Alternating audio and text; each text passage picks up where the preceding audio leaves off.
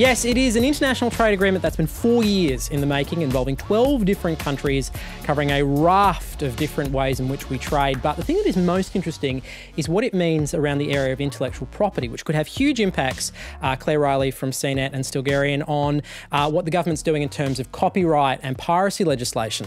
For me, the two standouts are one, that things like dealing with online copyright infringement will have to involve internet service providers, and countries who sign up to TPP will have to develop essentially a graduated response scheme. There must be some system for the copyright holders to pass on a message to an ISP's customers who they think are infringing copyright, and to send them increasingly stern warnings. And in some countries, that has led to them eventually having their internet connectivity cancelled, or shamed publicly, some others, or shaped. Shaped or shamed. Or shamed, or some other sort of penalty for that. But what the TPP does, it allows foreign copyright holders to come into Australia, and of course Australian copyright holders to go into other domains as well. So yeah, because that's going to happen. Well, this is the problem, isn't it? That's the issue, because there's so many facets to it, and it's sort of, if we want to open up agricultural trade, then because it's one big agreement between 12 countries, and let's not for a moment presume that Vietnam has the same bargaining power that the US has. I mean, or anyone has the same bargaining power. The US seems to be driving a lot of this and asking for a lot of stuff, but Australia's sort of saying, well, if we want to, well, they're not saying anything, but there seems to be the idea that if we want to open up avenues to sell things overseas, then we have to agree to things.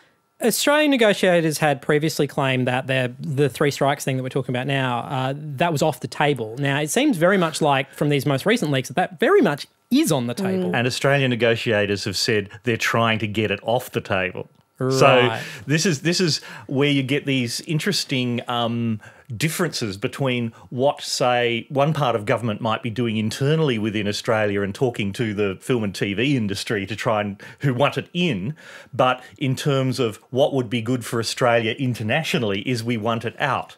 And so I think it gets very confusing. The scary thing is this is a trade agreement, but it's going to have impact on Australian criminal law, and there's the potential for it to overpower some of our local laws, so that this would surpass any local laws. How would that work?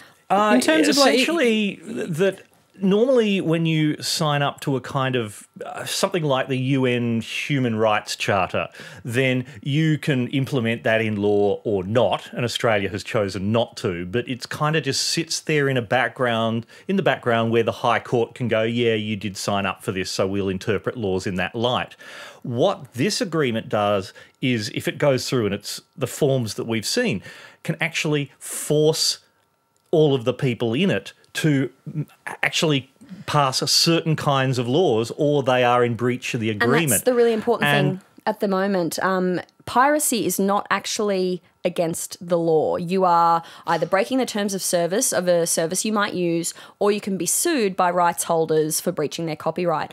What they're looking to do with the TPP is to bring in criminal penalties for people who are found to be infringing copyright. I mean, this is really interesting. This week, Dallas Buyers Club, the company behind the film of the same name, has taken CNET, Dodo, Internote, a number of ISPs to court, the federal court, asking them to reveal the details of their customers who have been found to have infringed copyright. So Dallas Buyers Club has the IP addresses of everyone who they think have downloaded their movie or shared their movie illegally, and they're asking the ISPs to give up the details of those people so that they can sue them, they can bring about, financial reparations.